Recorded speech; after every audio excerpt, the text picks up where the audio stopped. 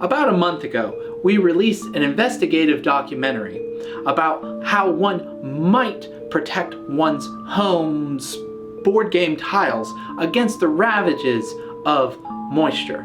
Now, inevitably, some of that moisture crept in, and I know some of you guys are playing without protection.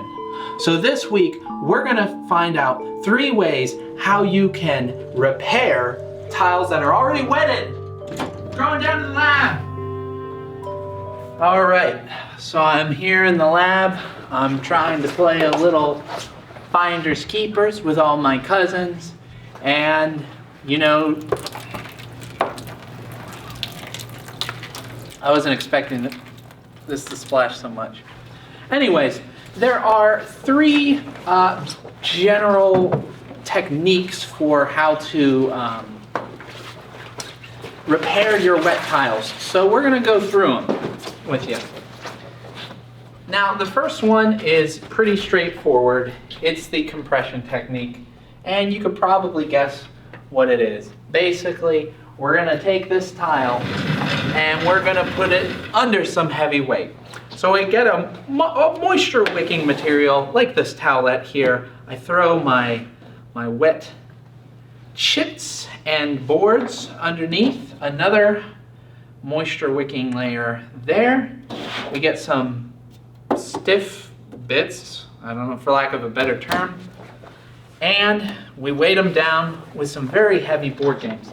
Now, I would suggest games with a rating of at least a 7.4 if you can pull that on Board Game Geek, because you really want as much weight as possible. Now, the second method, I don't know how well this is going to work, but we're going to try it. It's ironing, basically. We're just going to take our cardboard and our chits. We're going to put them down here and iron them. I don't know whether we should use this intermediate or not, but we are, so that's what we're doing. Now, the third method is very interesting. I was very skeptical when I heard about it, and excuse me, got to deal with this control. But I was very intrigued, and I didn't think it was going to work. I don't know if it's going to work now, but it is simply throwing it in the fridge and leaving it for about 2 weeks. Freezer. Oh, in the freezer.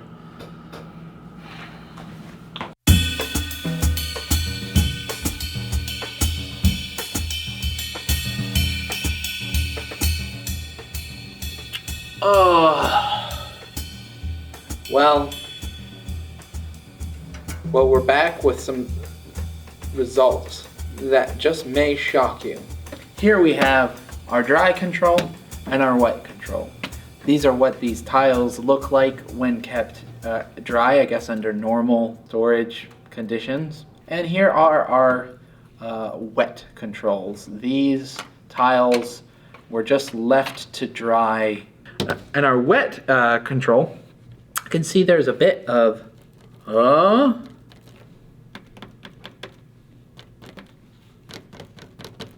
little bit of warpage. These little chips from the kids game didn't really change much. We did get damage in the Fantasy Flight chits. They've come back together, but they all show a little signs of splittage.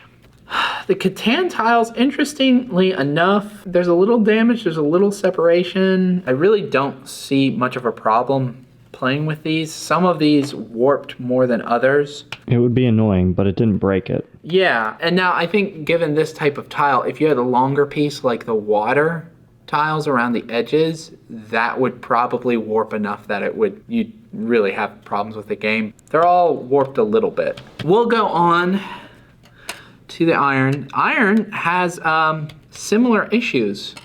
Not quite as bad as the ones that just air dried, but similar issues with the Catan tiles. They're just warped and they're kind of bowed in the center. Just so slight splitting of the layers in the ones that naturally dried, and we don't have that in the ones that were ironed. Ironed. it just evaporated the glue or something. I don't know. I gotta say, the cardboard made for this kids game was just incredibly durable. So, good on Good on Finders Keepers for sourcing some real quality cardboard. And this one didn't warp. So, we had warpage on the thinner Catan tiles, but on this thicker... Is the discoloration on the edges still there in that one? Discolorate. On the other side?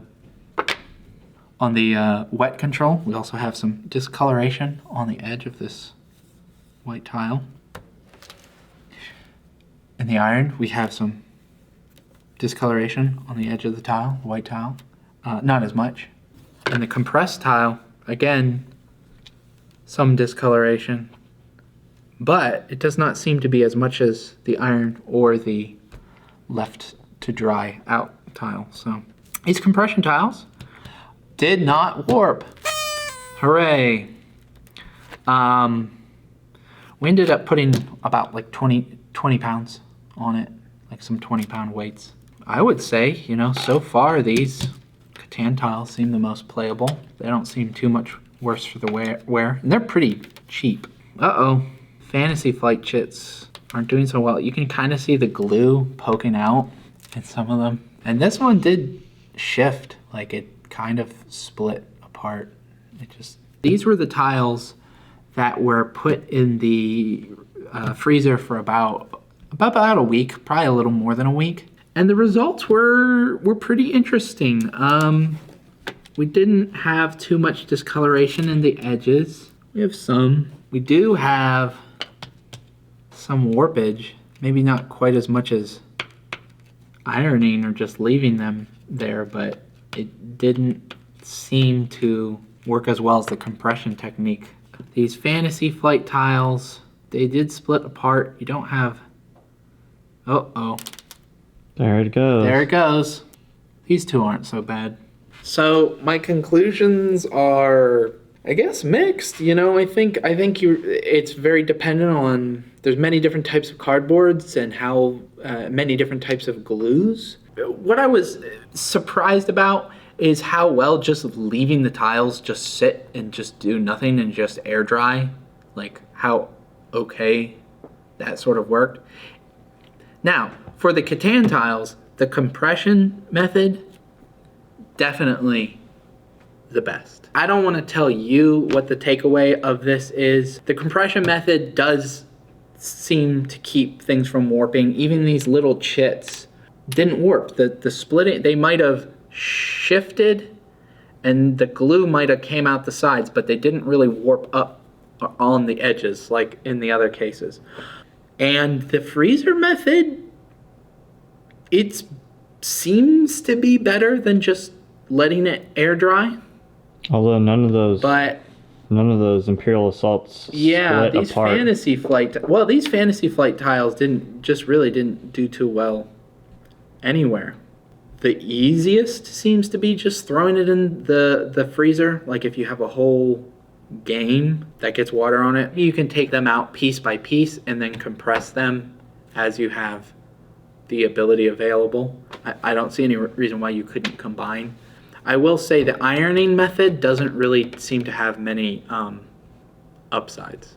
That was the fastest method. Yeah, that was the fastest method to get it dry. Like long term, like preserving the tile. It didn't really do much better than just letting them wet dry. Control. Yeah.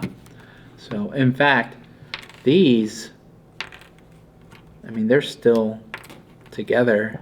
You could still play with some of these, but these are all split in half. If somebody is looking at this and they're seeing some of this gore and it's getting them concerned and they're thinking, how could I possibly protect my pieces? Where could they go to get more information about that? I'm gonna share a little secret with you.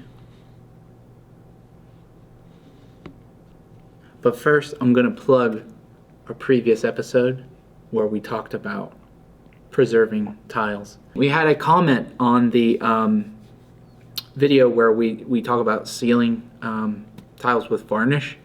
This guy mentioned he used contact paper,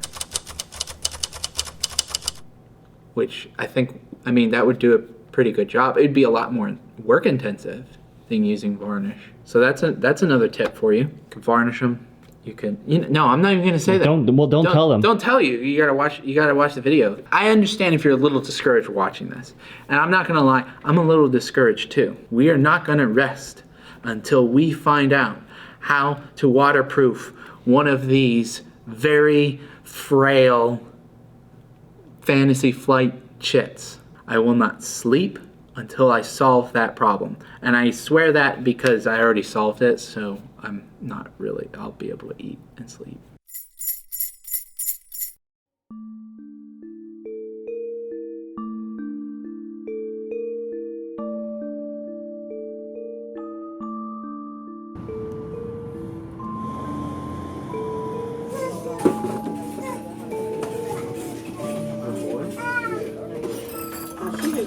Oh, here you go.